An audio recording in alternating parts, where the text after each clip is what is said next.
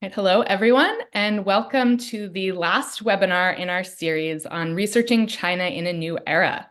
This series, which is sponsored by the Long U.S.-China Institute at UC Irvine and the Council on East Asian Studies at Yale University, has featured historians and social scientists who have shared their experiences and advice for those hoping to conduct field work and engage in academic exchange in the PRC.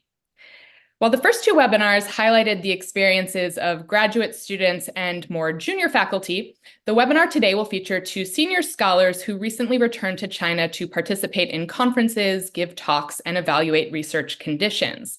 Our hope is that the experiences of these more senior historians can put current conditions into a longer context, which will hopefully yield insights that both senior and junior colleagues can benefit from. Now, just a few logistical notes before I turn it over to Denise to introduce our speakers. If you missed last week's webinar on ethnographic research, that video is now up on YouTube, and we'll put a link to it in the chat. Today's webinar will last for approximately 75 minutes. We'll aim to retain the last 30 minutes for Q&A. If you have a question at any point during the webinar, please feel free to ask it using the Q&A button at the bottom of your screen, and we will read the question on your behalf. So I will now turn it over to Denise, who will introduce our speakers. We're very honored today to be joined by Michael Szonyi and Joseph Esherick. Michael Szonyi is the Frank Wenxiong Wu Professor of Chinese History at Harvard and the former director of the Fairbanks Center for China Studies. His recent books include The Art of Being Governed, Everyday Politics in Late Imperial China, and The China Questions 2, Critical Insights into U.S.-China Relations, which he co-edited with Adele Karai and Jennifer Rudolph.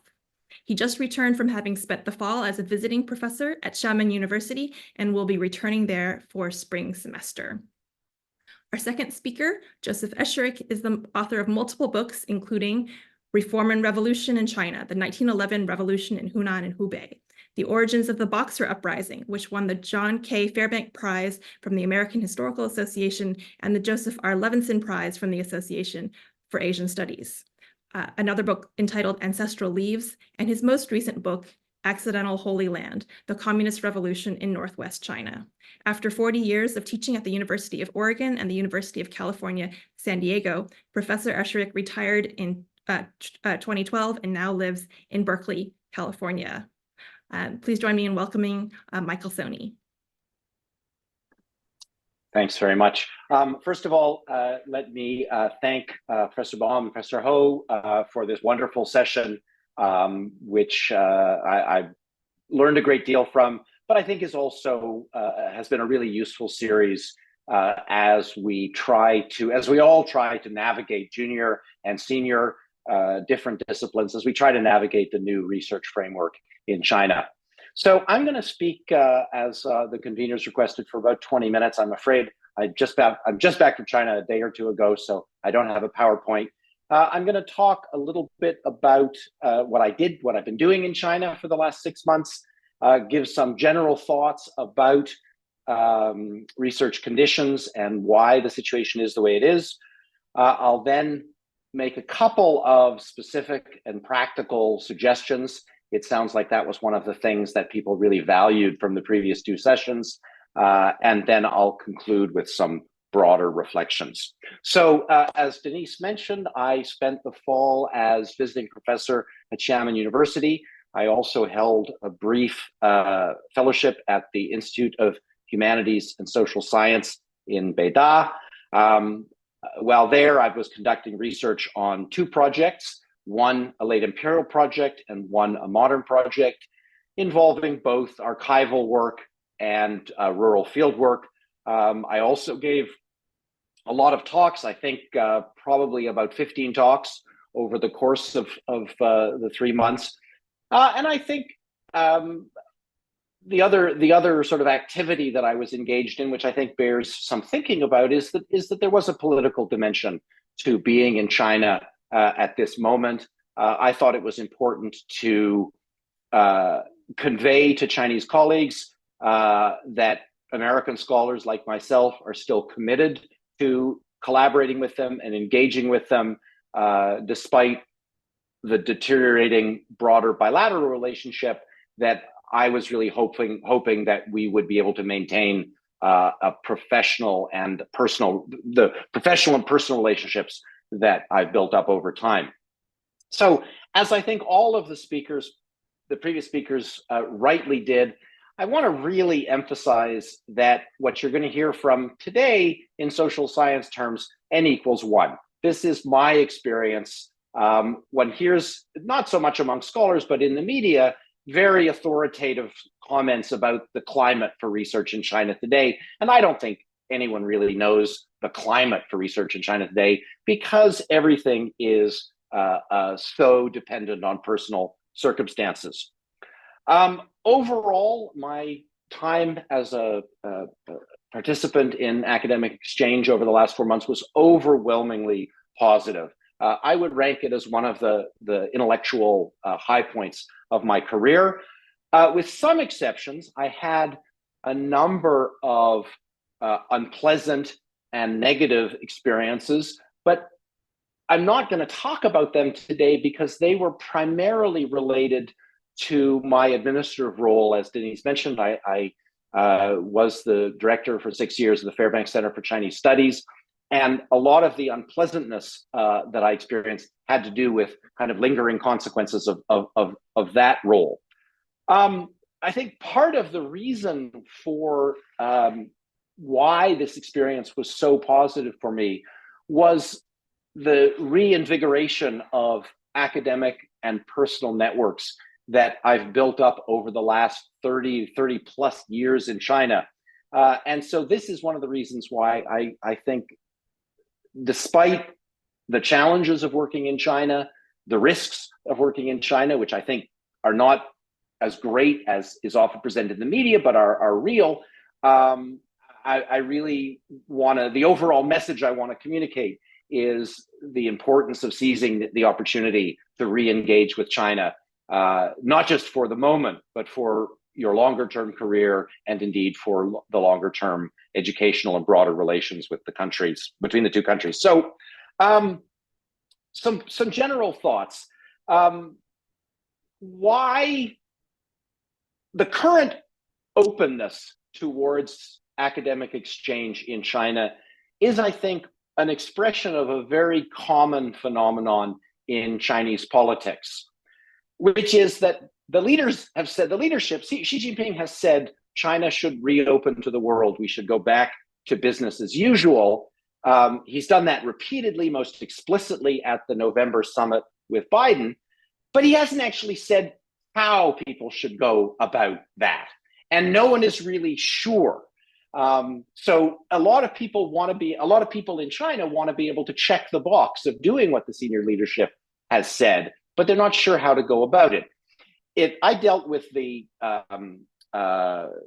international office and foreign affairs office of a number of universities during my stay, and it became fairly clear to me that what they would like more than anything else would be for foreign scholars and students to go to China, thereby checking off the open for business box, but then remain in their rooms, not creating any problems or making life at all difficult or complicated for them.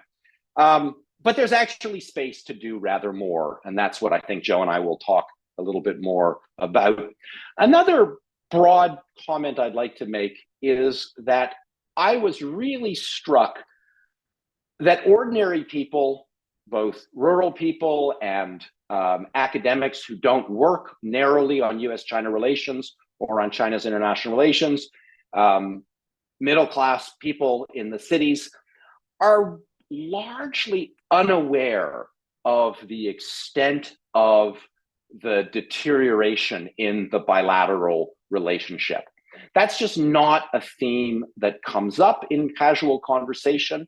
And I think that's actually a really encouraging sign.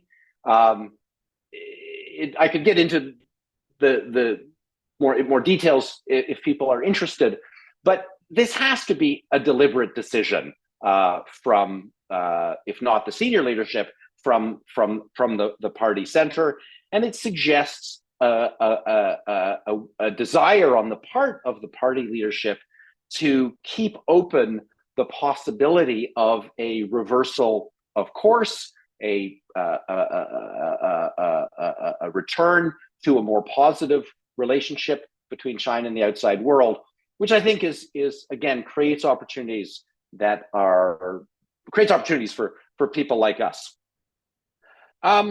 So a couple of speakers talked about what Professor Leutert and some others talked about the challenges of accessing campuses now.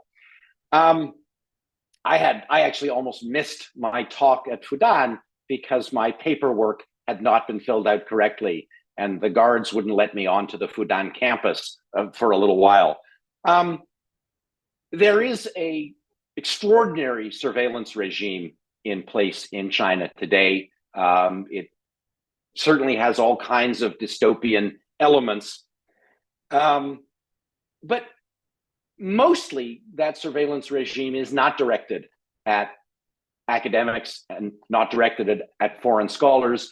There's this whole apparatus of surveillance, but it's not designed to keep you off the campus. That's a byproduct of the larger goals of the surveillance regime.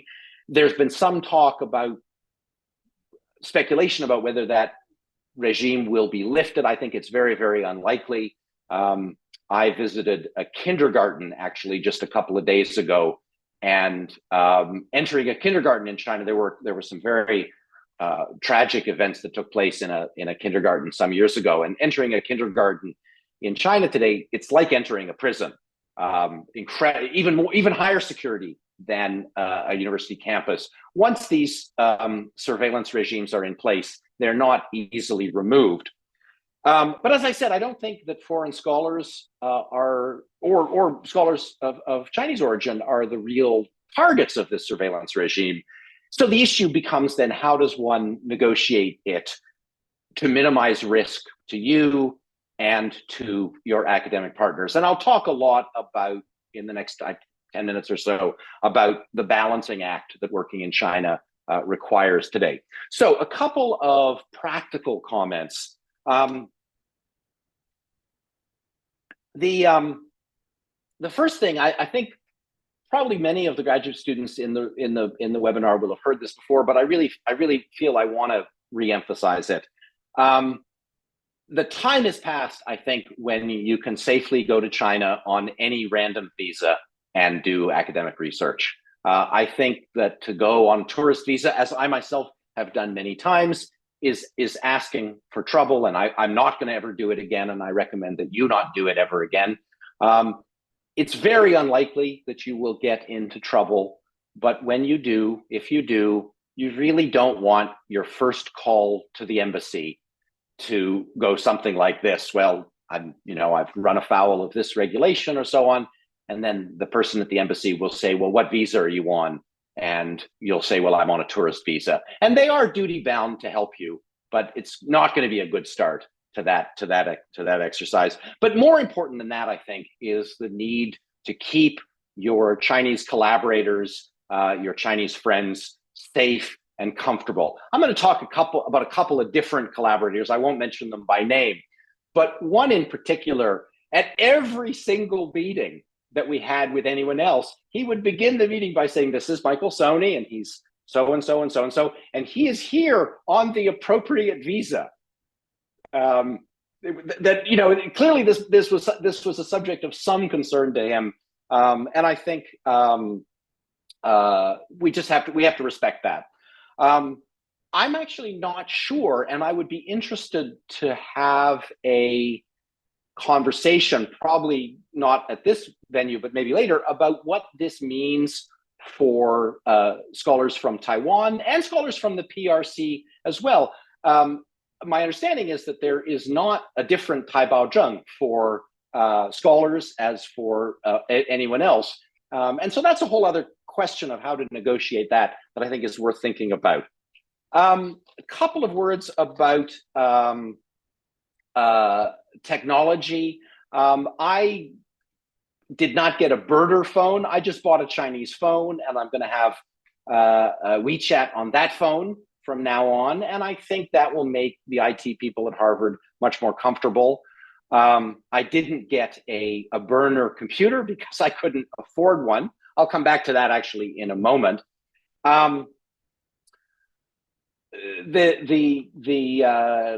Joe, I think, had a slightly different experience than I did with the Chinese phone situation. I just think it's incredibly difficult and inconvenient, and you have to ask so many people for so many favors if you don't have WeChat and Alipay in contemporary China. That to me, it just wasn't worth. So the way I balanced those concerns was to adopt the Chinese technology, but just to do so thoughtfully and judiciously. I have a Chinese bank. Here's another example of the kind of balancing that I think one needs to do. I have a Chinese bank account, which does make working in China just massively easier.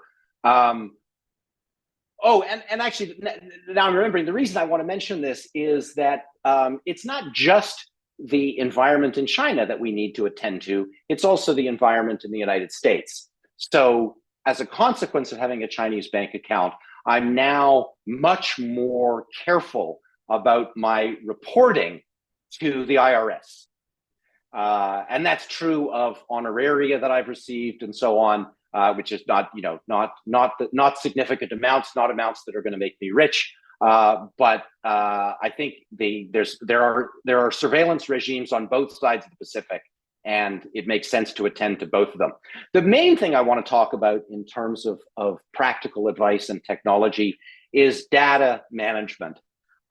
What constitutes responsible scholarship and what constitutes responsible curating of your data is very uncertain in China today, specifically in light of both the national security law, which we've heard a lot about, but also in light of the personal information protection laws. Now, the personal information protection law was not designed to make life difficult for me talking to old people in the countryside. But I think one does need to be aware that that law exists and to try to think about how to respond to that rather than getting in. So I came up with a solution. It's not rocket science, but I don't want to actually talk about the particular solution I came up with to keep my data secure and safe, and also to protect people who had shared their data with me. Talk to your institution about the different ways you can do that. I've left China 3 times in the last 6 months, never had any issues. But I think taking care with protecting personal data is just part of being a responsible scholar now. One thing that only occurred to me after I left China the second time is that I was very concerned about the new data that I had accumulated about ensuring that it was secure and ensuring that it wouldn't compromise anyone who had shared data with me. But it occurred to me after the fact that it's all my data that needs to be secured. And if I did ever run into trouble, or if you ever ran into trouble, the argument that, oh, well, the data you're looking at is stuff that I collected 5 years ago and comes from the Library of Congress, that's not going to get you out of hot water. Again, though, I would caution that there's no authoritative method here. There's no authoritative statement of what the risks are. I just think it makes sense to be aware of the risks and to think about how you're going to manage them. Okay, let me conclude with just a couple of kind of more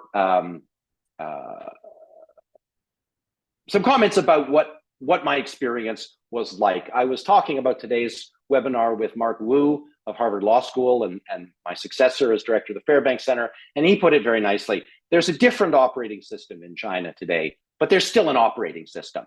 And the old networks, Renxing, is still a factor. So I gave, as I said, about 15 talks. I found the environment, and I did that at a half dozen institutions. I found the environment extremely welcoming. I had lots of really great and open discussion with no sense of that there was a problem speaking freely. People often preceded their questions, their comments, with biaotai, with a statement of position, but that almost never overtook the discussion. I will say that in particular with my modern project, which has to do with a history of rural China in the 20th century, I often left the political implications of my research unstated. That is to say, I built an argument, but pulled back from explicitly framing the political significance of that argument. I have a feeling that my audiences knew that I was doing that and respected that and appreciated that. I mentioned a few times that I was unsure where the red lines were. I think I typically pushed the red lines, but never to the point that it was to the point where some people walked out of lectures, but never to the point where lectures were interrupted. I think it's also really important, and this has always been true, but I think it's really important not to frame one's work in terms of foreign approaches versus Chinese approaches. That is a red line that invites criticism and challenges. My research, likewise, extremely successful. I worked with a bunch of collaborators, some old with whom I've developed relationships over decades, some quite new. Some of my collaborations were rejected. People were just unwilling to spend time with me. I think you really have to trust your Chinese colleagues to know what makes sense for them. A couple of areas where I think my attempts at collaboration were unsuccessful. The first was anything that touched on practical questions or policy questions. This is a bit of a challenge, right, of course, because a lot of our funding now in the United States is driven by issues of relevance and contemporary concern. I approached an expert who I was hoping would want to work with me on issues of erosion problems. I'm working in some upland areas where deforestation has led to erosion, and they were not really willing to work with me at all, because to talk about erosion would suggest that there are real problems that need to be addressed, rather than simply a retrospective look at problems that might have existed in the past but don't exist anymore. And then the other area that I was kind of disappointed where I couldn't really make any headway was interdisciplinary research. I was hoping to work with a soil scientist, and obviously the natural sciences are not as sensitive as STEM, but I made repeated overtures in different directions and couldn't get any traction there. But I'm working with my old collaborators. We are working on things we're going to publish together in English and Chinese. My time is up. My experience, I want to emphasize, was singular. I don't think that anything that I experienced is necessarily what you will experience, but I really do, and this comes back to Emily's point about the long-term perspective. My time in China over the last few months has succeeded in part because of decades of relationship building. Not instrumental, but the reality is that these are relationships that go back a long way. And so I really want to encourage you, despite the challenges and despite the uncertainty and despite the risks, to build relationships now that will last later and will matter later, regardless of how long this current window of openness takes place. One needs to be transparent with one's colleagues, recognize that they know better about the risks that one faces. As every presenter previously mentioned, one needs to be fluid about how one casts one's research net. I've touched a little bit on, but only in a very narrow way, on the new meanings of responsible scholarship. But that being said, this is an extraordinary window for us to re-engage with Chinese colleagues, and I'm very glad that I did, and I urge you to do the same. I'll stop there. Thanks, everyone.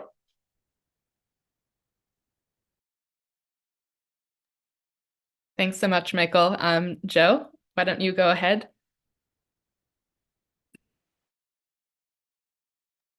You have to unmute yourself. Joe, you have to unmute yourself.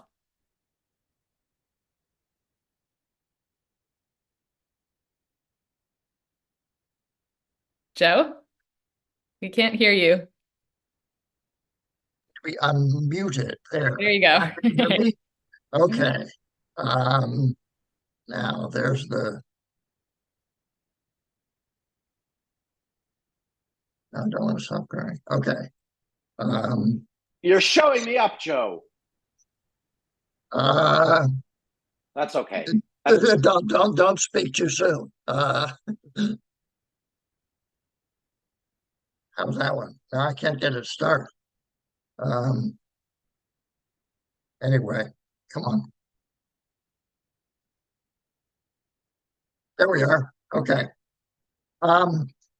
Again, thanks to Emily and Denise and to Michael as well. I've listened to the first two sessions of this webinar and been incredibly impressed by all of the presentations and to a very large degree restored my confidence in United States China studies. Things people are doing research again and coming up with interesting findings. So it's been very encouraging and very enlightening, and the field is indeed in good hands. What I'm going to do today is very much present a view from the distant past. I've always told my American and European history colleagues that it must be extremely boring to go into an archive and present one's credentials and then be presented with a full catalog of the holdings and then have them brought to you. What is that? That's absolutely not what any of us have been experiencing in China. And I want to assure you that for all the difficulties of archival access and fieldwork access that you're undergoing today, that's a lot of this is not new. Indeed, a lot of it is a lot worse. When I first went to China in let's see, how do I get to the next slide? 1980, 90, 78, 79, and 80 for boxer research. This was the kind of scene that greeted you in the rural areas. I assume that, people are not viewed with the same fascination and curiosity that someone who's the first foreigner they'd seen in 50 years in a rural area. So it was a memorable visit then, but it did come. It was an unusual event in the countryside. Similarly, in the first historical archives, like many of the new researchers and the comments that we heard, the person who was responsible for Diaodangan was extremely important, and you had to cultivate your relationship with that person. In my case, we were still working with paper documents there. So this is the person who actually brought the archives to your desk. And I had waited for months to look at a certain set of archives from the Shandong Xunfu Daran. And I had to wait until the Wanzhang Tuchai and discovered the next day I came in that there were the documents on my desk, and they were wonderful. They were absolutely critical to my research.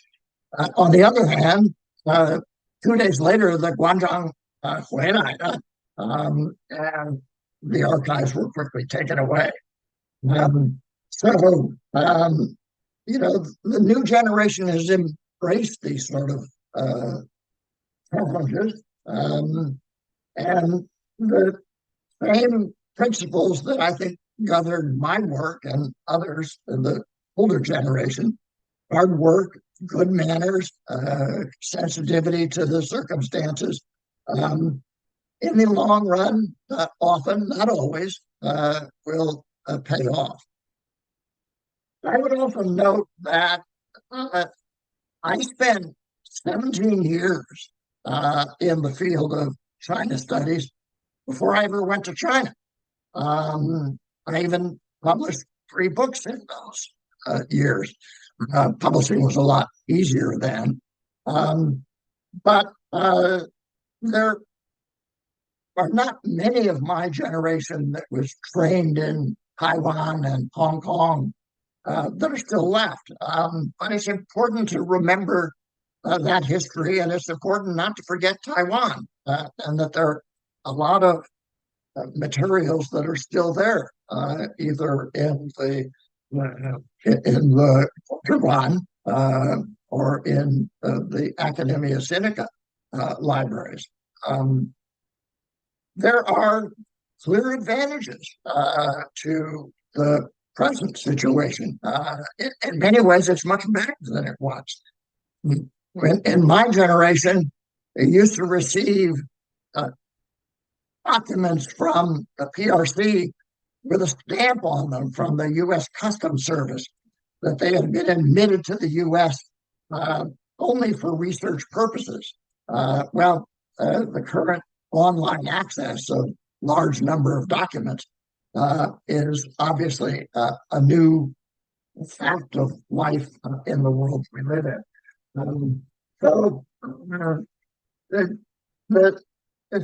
The situation could be a lot worse, and we should embrace.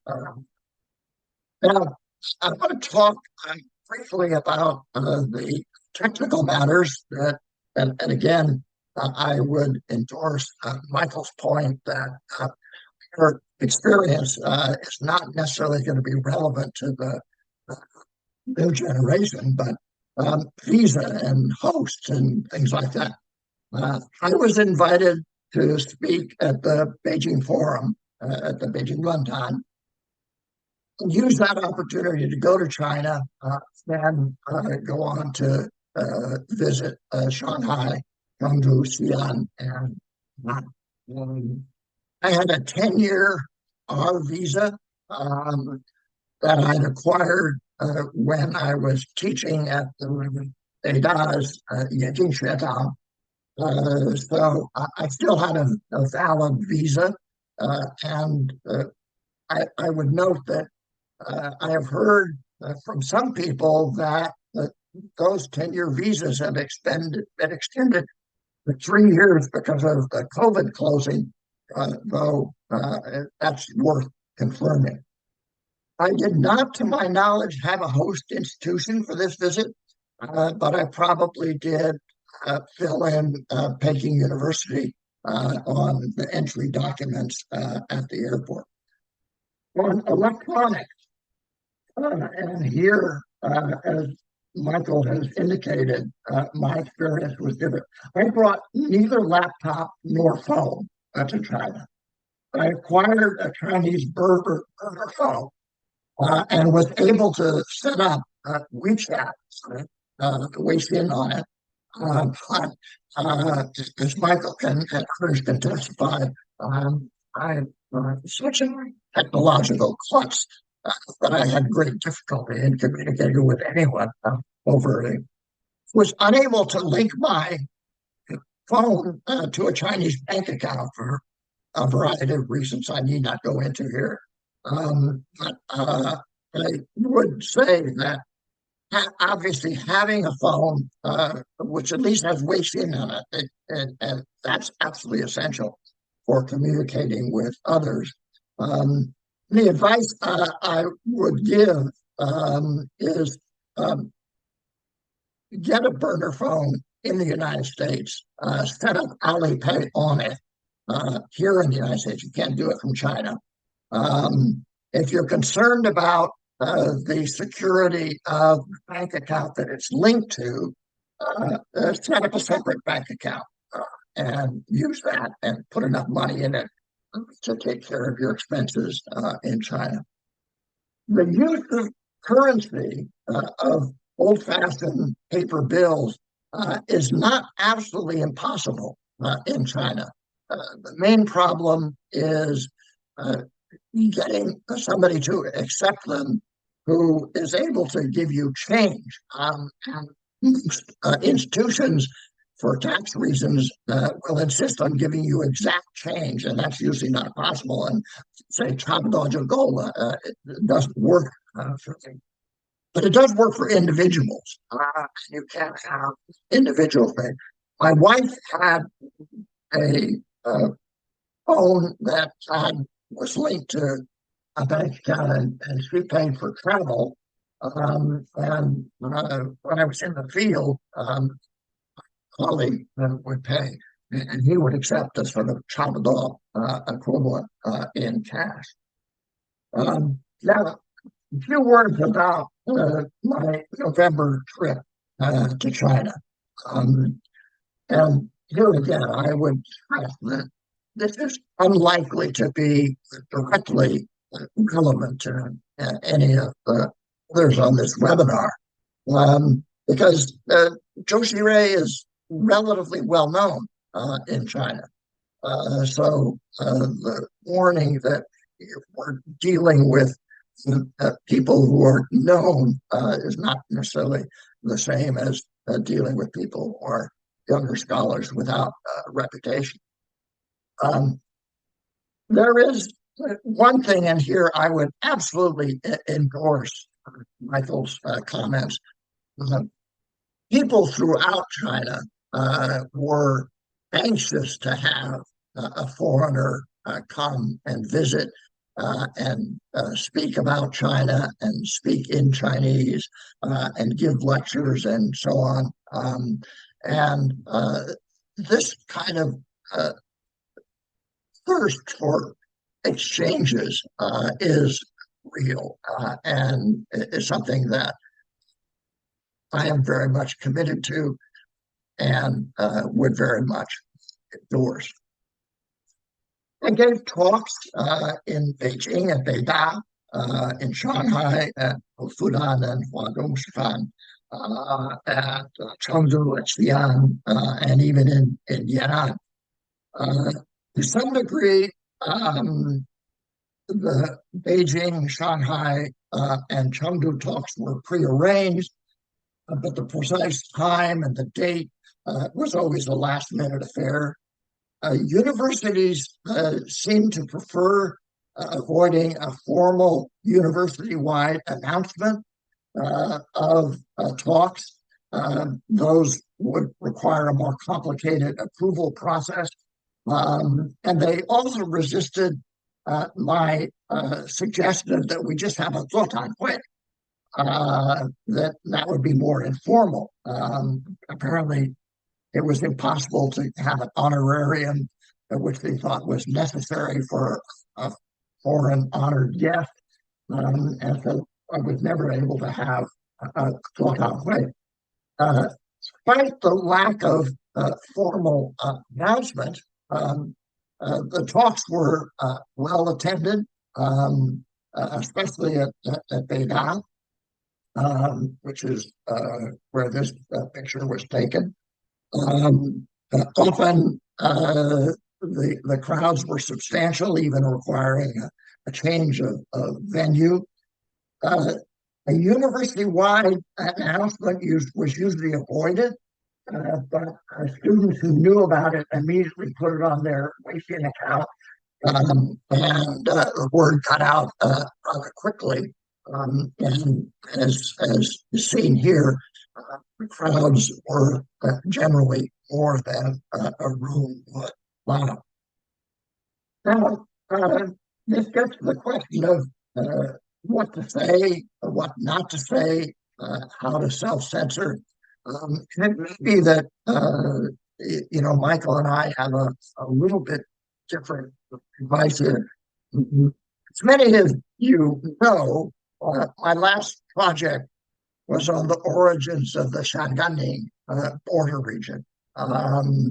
And although mainland publication of that research was impossible to even contemplate, there is a Hong Kong version, a Chinese version of Yui Shengdi, and pirated digital copies of that were readily available in China, and a number of people had read it. But although that project and new project on daily life in Yihan, wartime Yihan, meant that I'm dealing with revolutionary history, which means that in China, I'm dealing with Dongshi. And Dongshi is politically sensitive, obviously. And the question of what to say and what not to say was always on my mind. I was less concerned about myself. Frankly, at most, China would expel me. But I certainly was concerned about endangering or embarrassing my host. And here, I would make a couple of obvious points that others have already articulated before. First, China is a large and diverse country. And even within a given city, every university and department is different. As obvious as it is, and despite my own lifetime of commitment to local history and lecturing in China, I have to say I handled this very poorly. As you can see, the reception at Peking University was very warm and very enthusiastic. And I carried over that enthusiasm to Shanghai, where it didn't work. And that may have been because my next talk was at Fudan's Maxizhui. Now, many young Chinese historians of modern China have to take jobs in Maxizhui. And knowing that, I sort of thought, well, a Maxizhui is not going to be very different from a history department. Bad decision. And they were not at all receptive to the idea of Yui Shengdi. Revolution was Biran. Yan's status was Biran. And the question of inevitability of the Chinese Revolution meant courting issues of historical realism. And although I was prepared for that in Yan'an, I wasn't prepared for it in Shanghai. And again, it was better at Shan. Had to do, I think, with local hosts and so on. Your host professor, the person often will sit beside you at the lecture, and that person is extremely important. The person, in my case, inevitably a male, on the one hand protects you, but he also needs to be protected, at least not embarrassed. I was not always sufficiently aware of this until later reminded of it by a Chinese colleague. That person's presence and means really uh, may deflect delicate questions. Students are unwilling to raise them with him there. And perhaps those are questions you'd like to talk about, but a public lecture is not the place for that. Finally, a few words about Iran. Now, I would hesitate to describe what I did in Iran as research, but it was the closest I came to research. Slide here is obviously, I hope on your screen it's a little more visible than it is on mine. And it's not so much because of the array of luminaries of Marxism in the background, but the woman who ran this souvenir shop was actually a contractor and not a museum employee in the Huangshan revolutionary Holy Land site where Mao had lived when he first arrived in Iran in 1937. But the lady here was proved to be extremely voluble and knowledgeable, and was not constrained by any of the political correctness you will see elsewhere in China. And she brought to our attention the fact that the compound where Mao was staying had actually previously belonged to a grain merchant, a rice merchant, really, from Wuxi. And I thought, oh my God, it took at least a couple of weeks in good weather by mule to bring grain from Xi'an to Yan. The cost of that must have been extraordinary. In millet-eating Yan, what was a merchant doing there, a grain merchant? But there he was, and he obviously was one of the wealthiest people in town. Mao never stayed in anything but the best accommodations.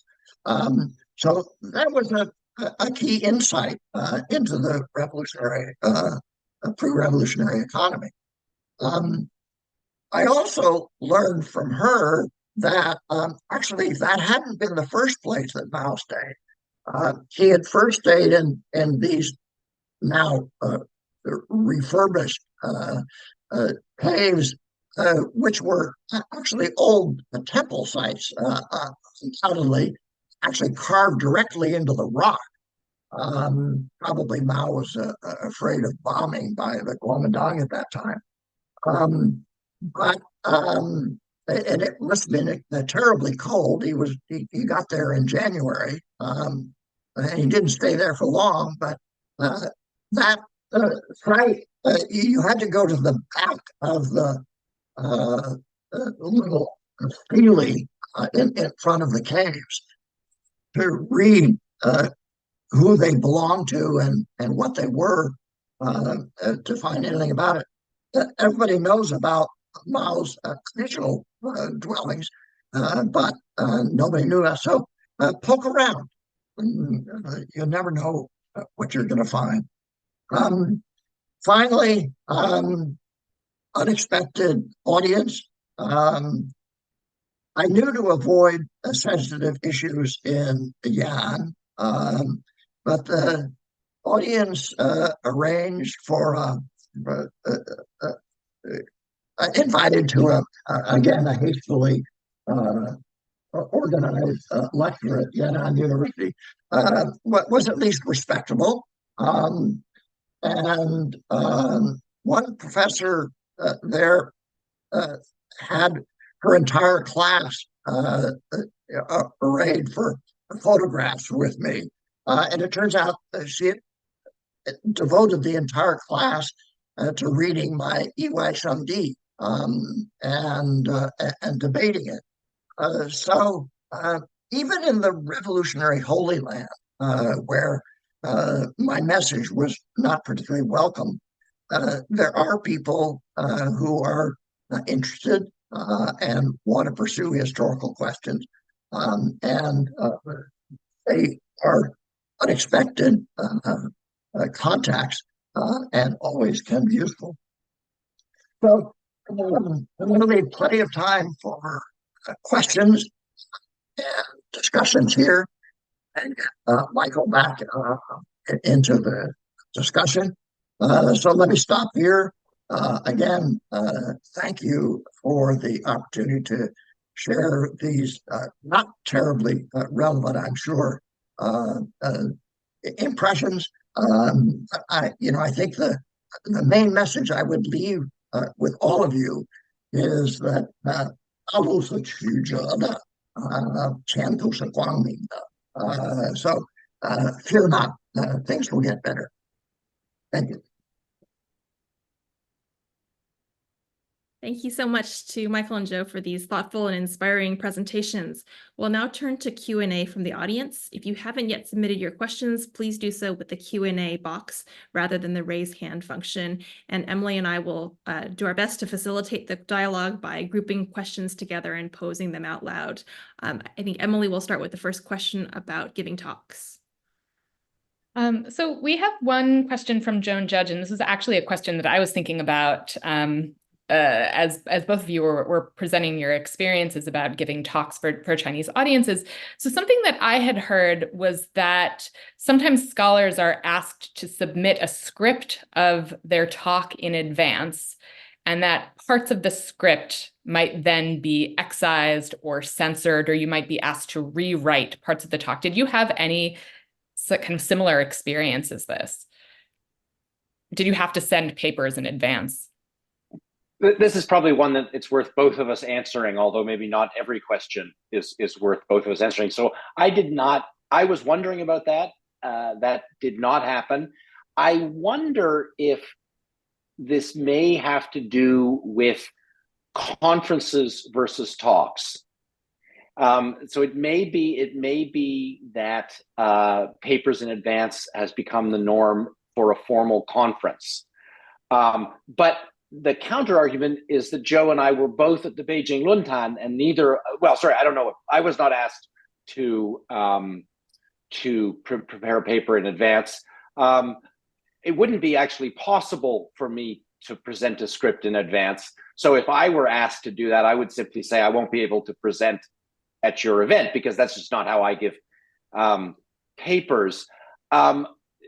Joe mentioned that the various categories of talks, that a 座谈 was not allowed, but a 讲座 was. I had one experience where a talk that I was going to give was converted into a 对话, a dialogue. It was on a very sensitive topic, and I guess that it being a 对话 was enough to satisfy the university authorities that the opposite number would keep me in line. I think, to come back to something that's been said over and over again, there really is no universal standard or expectation here. So one just has to be flexible and participate in ways that work for you, that work for your Chinese hosts, and perhaps decline those opportunities that don't meet those criteria. I would endorse that with one proviso. I believe that at the Beijing Luntan, the instructions to all participants indicated we were supposed to submit our that's right. In advance. Yes. I simply ignored that, and they still allowed me to come. At every other place, I would have ignored it if they had asked for it. but it was never asked. So, I mean, my own uh, advice, at least to senior people like Joe, um, would be just ignore that and see whether you can get away with it. I could ask a follow-up. And this is a question that actually Matt Summer has also typed in the Q&A. I mean, to what extent do you think your experiences here, or even your ability to ignore directions that you were given, is a function of the fact that, Michael, you're a scholar at Harvard, Joe, you are one of the most senior and well-respected China historians still at work. If a more lowly person like myself were to go to China and ignore that kind of advice, do you think it would be equally well received or just brushed off? Well, it would be naive for me to suggest that the multiple levels of privilege that I enjoy have nothing to do with my reception in China. I think I want to make two comments. So the first has to do with risk. I actually I was part of a delegation to observe the Taiwanese elections, and then I went back to China the next day. And many people asked me whether that was risky behavior. And my response was that if I'm the one, when they choose to make an example of me, a professor at Harvard, that's the day everyone should run for the hills, right? It would be, I think that's probably the most important privilege that I think I enjoyed was, it's quite likely that someone will be made an example of at some point in the future. It's quite unlikely that that person would be me or Joe. So the point I'm trying to make here is that at the level of personal comfort, both Joe and I enjoy incredible privilege. But having said that, I think the risks of you as a junior scholar being that person are also infinitesimal. Now, I say that as a Canadian named Michael. It's you'll have to come up with the decision that you feel comfortable with. To my mind, and this is the way I'm advising my students, both at Harvard and other students that I advise informally, the potential rewards and opportunities vastly outweigh the risks. So that's at the level of personal security. Emily, your question was sort of more, could you get away with ignoring instructions? And I think here the key thing to keep in mind is that there is incredible enthusiasm for exchange right now, and so I feel that, and you're not lowly, by the way, but I comparatively. But I think that I think that's actually a decision to make on the ground. It's perhaps a decision to think about in advance. What are the restrictions that you're willing to live with? What are the ones you're not willing to accept? We haven't talked, and we probably should talk a little bit about the ethical issues here. We've talked about practical issues and professional issues, but not the ethical ones. So I'm starting to ramble. Yes, obviously, part of my experience was a product of where I come from and the privilege that I enjoy. But I think that as I said at my very opening remarks, Xi Jinping said China is open for academic exchange. That creates space. It may not create all the space you might like, but it does create space. I think we may want to come back to this with one of the other questions about how to frame your proposal and frame your research. This is something that every individual scholar has to navigate. Yeah, I'll stop there. If I may add a couple of examples, not from my own experience, but from others who will remain anonymous, I think that some have found it helpful to submit a title and abstract because the process of seeing the abstract be edited or changed also gives you a sense of where those lines might be. So I think in the spirit of opening a conversation with your host, that could potentially be a productive way to do it. And then the other experience that has been related to me has been the ability to give a talk in English rather than in Chinese, and then giving your host the opportunity to describe the content of the talk in the words that they themselves choose. So those are two other strategies that have been shared with me in recent months. We have a series of questions that have showed up in the Q&A that are about, I think, before going to the field, and they have in particular to do with students. So there's a question about students going to mainland China and then Chinese students coming to the US for exchange. Let me ask the first one. From Benjamin Savani, from your perspectives, how does the changing funding regime for research and language study affect travel to mainland China for researchers, PhD, master's, and undergraduate students? So let me put that out there. How has funding changed the China field and opportunities to go to China? Let me jump in on this at first to address a little bit the last question. Michael noted that he and I are relatively privileged in the fact that we have reputation. And I would stress that with privilege comes some responsibility to speak out and even to test boundaries that our Chinese colleagues cannot test. In any case, this is always going to be an individual decision. And it's going to matter sort of where you fit on that spectrum of privilege and responsibility. But I would note that those of us who are relatively privileged do feel a certain responsibility to both go and to speak out and say things.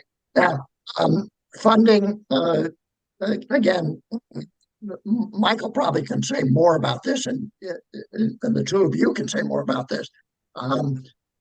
Funding is incredibly difficult now, and it the funding sources that were available in my generation, back in the old Cold War, the idea used to be that you knew your enemy. Now the idea seems to be that you don't want anyone who's an expert in your enemy. So I don't want to, for myself, I mean, I'm retired. I go on my own funds. The funding issue is really not anything that I know anything about except through the family foundation and funding that we give. Michael, can you help on this? Well, so I think it remains to be seen. Xi Jinping has invited 50,000 American students to China. I don't know if he's planning to put his money where his mouth is. We shall see. I think that there's a, in the short term, I think the funding situation is actually very positive because lots of funding institutions are well aware of the pent-up demand of students being unable to travel to China for 3 or 4 years. I think lots of the bodies that fund our students recognize that having students with time in China at this moment in their career is really crucial for the long-term health of the field. So I feel like in the short term, the prognosis is pretty good. In the long term, and this moves us in an area that is very far from the themes of this webinar, in the long term, I'm very concerned about the securitization of the field. I expect that it's going to be, in the long run, more and more easy to study China as a security threat to the United States, that there will be funding available for that, and harder to study China as an interesting example in the history of museums, or in the history of revolution, or in the history of health, and so on. So I think that in the short term, and especially for language study, lots of funding bodies are recognizing that the need to undo the damage that the COVID pandemic caused on younger scholars. I'm much less optimistic about the long term. So we want to be mindful of the time, and we'll just continue with questions to try to get through as many as possible. This is a question from Sophie Richardson, who asks, do you feel that your successful visits make it possible for you to advocate with Chinese interlocutors for more access for other scholars? She says, I note Michael's N of 1 and wonder how that number might be made larger. Yeah, like so many things, there's a balancing act here. I did, in all my conversations with university leadership at multiple institutions, again, coming back to privilege, when I come and give a talk, regardless of the size of the audience, some senior official is going to invite me for lunch. And I invariably made my case for renewed and expanded exchange. But I actually forgot to mention that one of the changes of the last couple of years is, of course, that Chinese universities now are extremely well funded, right? So when we were students, the idea that a Chinese university would host us, would cover our costs, was unthinkable. That's not true anymore. But having said that, I think that two things, noting the source of the question. I invariably made appeals for open exchange on all topics. University party secretaries do not want scholars coming from the United States to study human rights issues, to study minority nationalities. I think it's important at the appropriate times to make that case, but I don't anticipate that N is going to increase. Joe and my efforts with the party secretary of University X is not going to make the difference there. But I think that hearing the message in and of itself it's useful to convey that message. I would just add that I did hear from some people in China that I wish more American students did research like yours. That is some fear that people are being too cautious and veering off into non-sensitive areas. It's not as though they want to encourage people to look at minority issues or even gender issues necessarily, but they don't want people to be too cautious. I have no idea how widespread that is, and it certainly doesn't come from influential people. But it is a view that some Chinese have expressed to me. So they would like people to come, but Michael noted that even interdisciplinary research is problematic. That's the directions where our fields are going. Great. Maybe that might be a good segue into a question that two of the attendees have asked. One of them is how to frame your research proposal in that light of how to balance between proposing the hard-hitting, perhaps sensitive question and navigating changing politics. And a variation of that question is asked by someone else, how to navigate the host program topic and changing political conditions. And How do you advise your students? the main advice I would give here, as someone who doesn't have students anymore, is listen to your advisor. Listen to somebody who has experience in China, and don't be too cautious. But obviously, there are some untouchable topics, and you obviously don't want to go there. When I did research on the Boxer Uprising, I really wanted to understand North China rural society. But I decided that the Boxer Uprising, they were about to have a conference on it, and so I knew it was okay. So I chose a topic that I thought would be acceptable. The parameters change constantly, but your advisors will probably know something about this, and listen to them.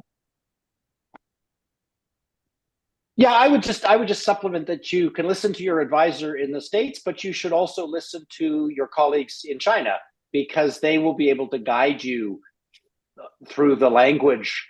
I mean, you don't even need to ask the question explicitly. Just a WeChat conversation before you go will give you a sense of what the acceptable language is to describe the issue that is of interest to you. And I think that you do have to be careful about embarrassing your hosts, but you also want to ensure that they're safe. And so in framing the project, doing so in a language that doesn't put them at risk is really, really important. I'm just going to follow up and answer Jeff Wasserstrom's question while we're here, because it's sort of in the same vein about distinguishing between sensitive and off-limits subjects. Just to say that we have just gone through a period of 3 years where we've been holding seminars. We had one at the Fairbanks Center. Denise, I think you spoke at it, where we talked about, how you can research orthogonally to China. You're in our lifetimes, I don't expect that we will be able to do research on Tibetan history, but no, not all Tibetan history, but contemporary Tibetan history in China or Xinjiang, obviously. Those are going to be questions that you're going to have to make use of the strategies that you've developed over the course of the pandemic, and think about ways to approach those topics without on the ground work in China. So I was very worried through the pandemic that this was going to be the new way of studying China. I'm glad that it's not going to be the only way of studying China in the future, but we should really think about all the new techniques and skills that were developed in this very difficult period and apply them as needed, together with renewed access to work with Chinese colleagues. Great. Well, we are out of time, and I know, Michael, you are very jet lagged, so I won't keep you much longer. But it's been really heartening to hear your experiences, not just for the practical advice you've offered, but also for the optimistic way that you've ended this webinar series. I think all of our listeners are really appreciative. And this also concludes our webinar series on researching China in a new era. We are so grateful to all of our participants across the 3 webinars for their insights and their advice. Thank you all for attending and for asking questions and for being so engaged, and have a wonderful evening. Thanks so much to the two of you for letting me in for all of the hard work you did. Bye all. Well done.